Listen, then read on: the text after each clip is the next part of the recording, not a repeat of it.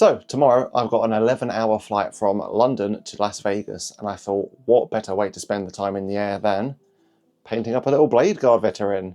So what I need to do today before we set off though, and before we get to the juicy, fun, possibly disaster that is painting on an aeroplane, is I need to pack. So I have looked online, and apparently taking little pots of paint is fine on planes, but obviously logistically we need to think about this painting session completely different than this lovely nice clear desk and this big lighting and all of my equipment. So let's head on down to the desk and see if we can conjure up some kind of packaging supply pile that we can take on a flight with us. So we've got a little bit of a problem. I say problem, I've basically taken all the paints out of the paint rack that I think I would need to paint a Bladgaurd Veteran. And just for starters, I could not have picked a worse model for this. Like, there's so much different colours and details in this, it's mad. But I guess to properly flesh out this plan, brushes are probably a good shout, because I've actually put on things like rust grey, and I don't know if I'm going to be able to fit a dry brush into my kit.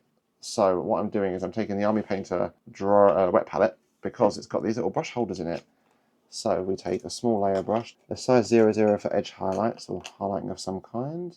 I think, honestly, this will probably be it for brush-wise. I'll just stick with these two. I feel like I can get most of the work done with just them. So I guess with that being done, we can look at these paints. Yeah, so I've got a few paints here. So what's this? 2, 4, 6, 8, 10, 12, 14, 16 paints. I think this amount of paints might be good to take away, to be fair, actually. This would be a good coverage of base layers, highlights, and then some details. So we've got our brushes all stored in here. I guess I need to grab an extra couple of the, what are they called? The sheets, that'll be fine. So with the brushes, we've got our paint palette. We just need to find a little clear plastic bag for these little paint pots, I guess. So let's try and bag all these up.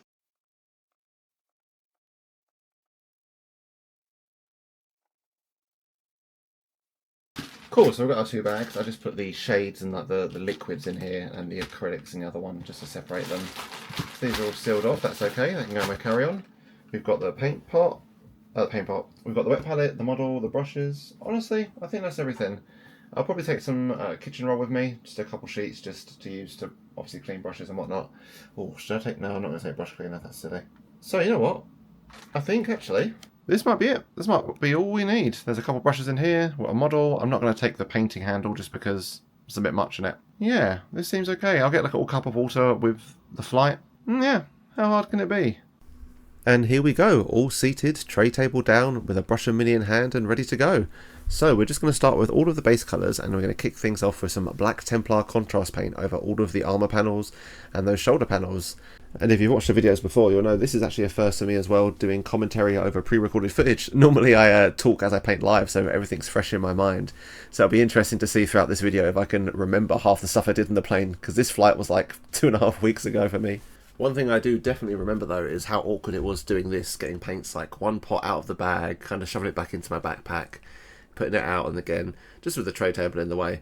I think once the wet palette was all set up and everything, that was actually okay. Like you can see here, it doesn't take up too much room, just a little bit off to the side, and like loading up the paints was okay. As we just slap on some Corax White onto the back of this shield. One thing I didn't consider though, in terms of painting on the plane, is the air is really dry up there, so the paints were drying out really quickly. I'd load up my brush with some Rhinox Hide, for example, for this leather, and I don't know if it comes across, but I'd do a couple of strokes and it'd be like, okay, I need to go top the brush up again, just because the paint would dry out so quickly on the palette and the brush. So that's definitely something to consider alongside that little bit of turbulence you just saw there as it was shaking. I don't think that was too much of an issue, so you can see this layer of Zandri Dust on the tabard is kind of okay. Like the shaking wasn't too bad or too off-putting. There was a couple of times when I had to stop because there was a bit of turbulence, but it passed. So yeah, up until this point, everything was pretty straightforward and okay. Like we could work around the dry paint situation and like the bump into the turbulence, although I do really wish I brought the painting handle. I didn't bring it because I thought of space. I thought it'd be a bit of an issue, but actually no, like I really need it. It's kind of awkward holding the model like this and trying to get into the places. Just a bit more comfortable with the handle. But yeah, everything up until now, fairly okay and straightforward, just small hindrances. But what was a big hindrance, as we quickly move on to the metallic colours, so just starting off with Retributor armour on the shield trim and some other details, is yeah, as you can see, the lights have gone down. So obviously it got dark on the plane and I could not see a thing. Like it was so hard to see what I was painting. And I didn't bring a light with me because I thought it'd be so obnoxious, like shining this bright light next to a stranger who might be trying to sleep.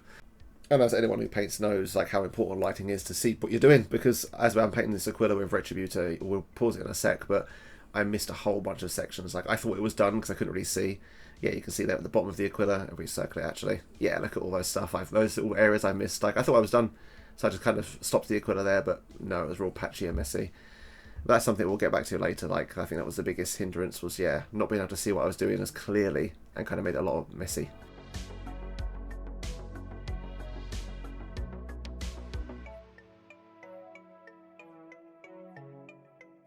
So yeah, just to touch on the actual model itself, because I feel like we've just been rambling about painting on the fly. We just have been on the final colours. There's not actually that many colours for these guys, especially for the metallics, just gold and silver. So just filling in some Velajio Gunmetal on the backpack and the gun. Then after this, I believe, yeah, we just do some slight recess shading of Agrax Earthshade into the shield trim, just to give it a little bit more depth and a little bit more volume. And then I think this is the end of the flight, to be fair. We've arrived at our destination, so I'm going to go enjoy my holiday, and then the next thing we'll see is the hotel room for a review. So this was halfway through the holiday. I managed to get the model under some lights in the hotel room, and I thought we'd have a little look at how we're doing, and it's surprisingly okay, you know. A little bit messy, a little bit patchy and stuff, little bits here and there. Like I mentioned, just sort of the problem of not having good lighting to see what we're doing. But overall, I'm quite impressed with what we've got.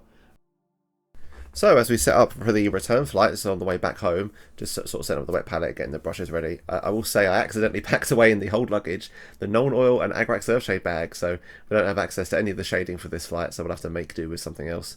But one thing we do have access to this flight is a reading light. So, fixed all of the problems the first time. We do actually have this big light above us to see what we're doing as we do some edge highlighting of Thunderhawk Blue, which is something I was quite nervous about, because obviously it's quite delicate, but you know what, the plane was quite smooth, using the size 00 was okay, and the light was a really big help, so this turned out alright, you know.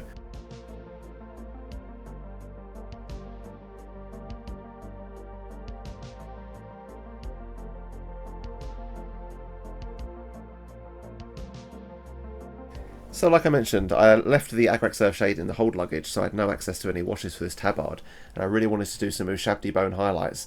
So I thought, is there any way I can make my own wash with this Rhinox Hide, like it's like a dirty wash to put over before the highlights? And I thought, you know what? I've got this red wine left over. Maybe we could do something with this. So I thought, let's use the red wine to mix in with the Rhinox Hide to try and make our own like sort of dirty, grimy like wash to put over this tabard. I thought, you know, what's the worst that could happen?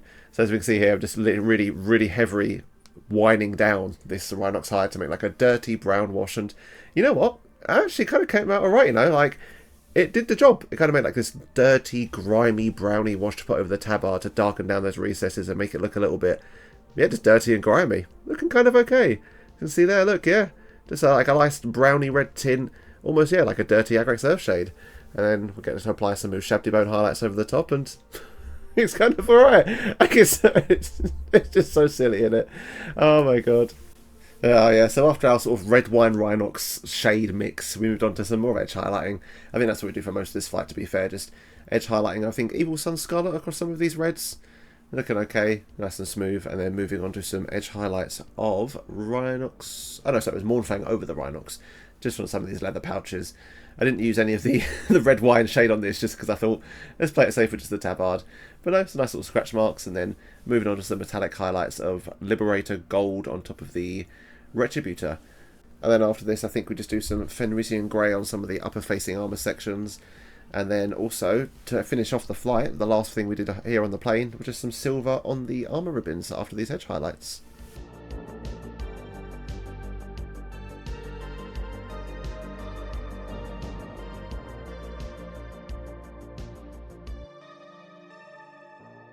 Right, as you can tell, we're back home. The flight's all over, and yeah, that was an experience. Yeah.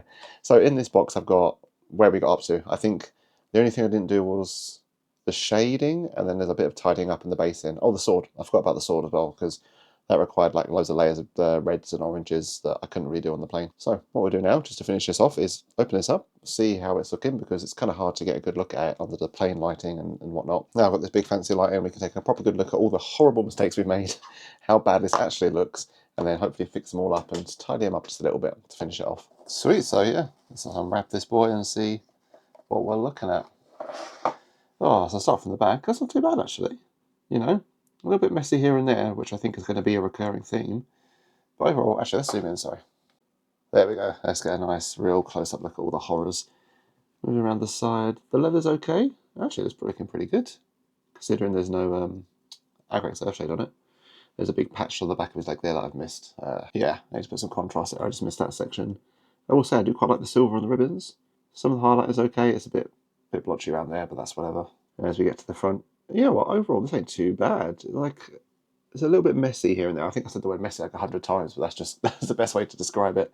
But yeah, well, overall actually it's not horrendous. Just a little bit messy and blotchy here and there. A couple of areas I forgot, some areas I can't reach, but nothing we can't tidy up now. So we'll just tidy some of it up, fill in the areas that we forgot, and then see if I can quickly do this sword thing, and then pin on like the shield and a head, and then we should be able to call it there.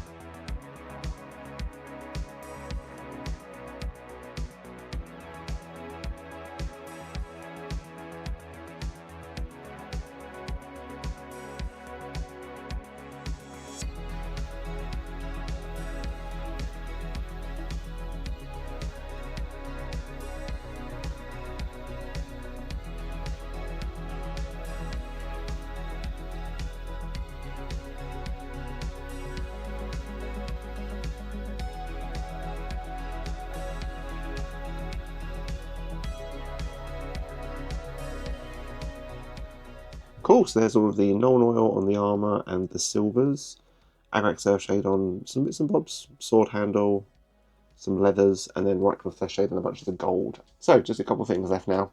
I need to do the Molten Sword effect on the blade, just to keep it in line with the rest of our Templars. I think I will do the base as well.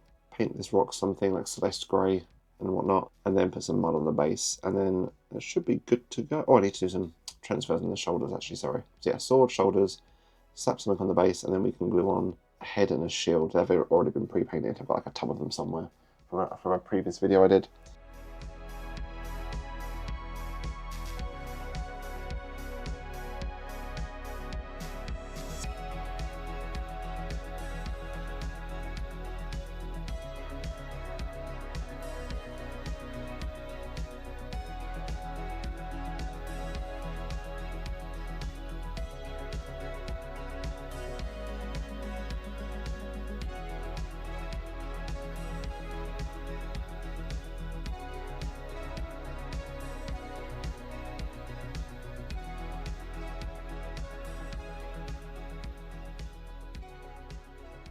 Oh, here we go. Our 30,000 feet in the air Black Templar, all finished and done. Look at that. That's not bad, you know. That's a lot better than I thought it was going to be. I mean, it's not the cleanest, the tidiest, and the best looking model. But all things considered, the restrictions on paint and space, and painting on an aeroplane, which had all its own problems, I'm really happy with how this turned out. It looks pretty good and pretty okay. It's a little bit messy in some places. Like, it's kind of a bit... Yeah, like it's not the cleanest and the tidiest, and like I do think, so I get to go over the painting. Like I think the highlighting could have been a lot better. That's one thing I really struggled with on the plane, because like space was kind of hard to get. It's a little bit untidy and messy in some places, a little bit like bleh, but patchy, like those studs on the back of that thing that not really non-existent. And when you get to the little nooks and crannies, like those relics behind him and the chain is a little bit touch and go. But overall, just at a glance, from like quite far away on the tabletop, I'm really happy with this. Really, really good.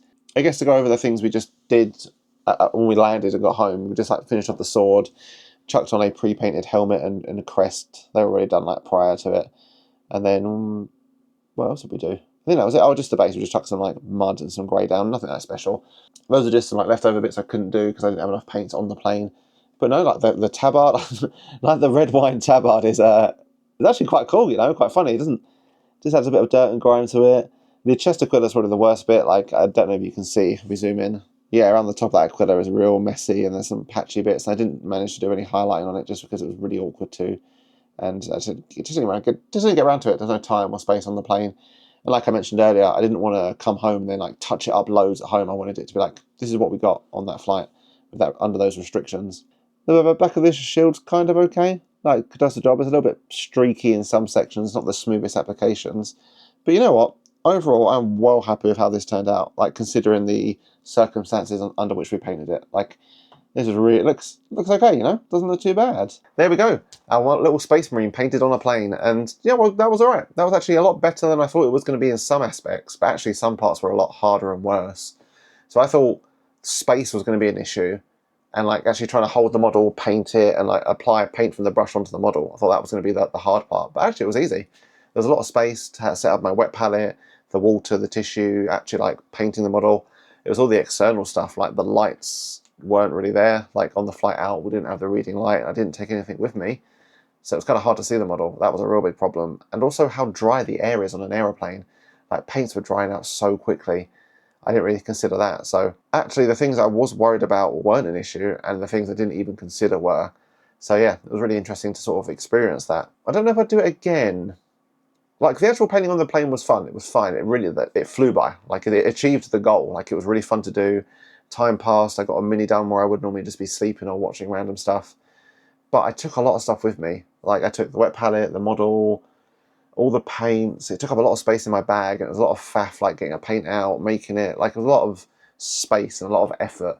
And considering I probably didn't really paint for that long, maybe a few hours out, a few hours back. Yeah, I don't know if it's worth it. Like, what I will say is I don't know if the Bladgaurd Veteran was the best model to pick, because all of the little details and all the finicky bits, that was what was hard and what suffered the most.